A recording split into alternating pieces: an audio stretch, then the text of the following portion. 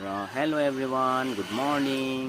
र सधैँ नै म चाहिँ है ग्राउन्डमा, घरछेउको ग्राउन्डमा चाहिँ म है अब यसो प्र्याक्टिस गर्नु आउँदा चाहिँ यसरी 5 चक्कर लगाएर अनि त्यहाँदेखिको पछाडि के हुन्छ, स्ट्रेचिङहरू गर्छु।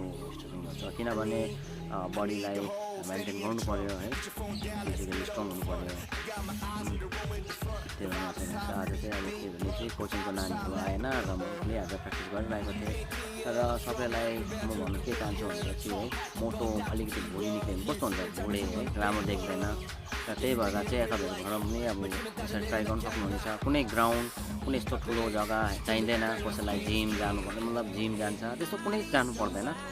यो घरमै बसेर नै यो प्र्याक्टिसहरू गर्नु सक्नुहुन्छ यसरी हो, यसरी हो। त्यसपछि चाहिँ मैले गइसकेँ, त्यहाँदेखिको चाहिँ हो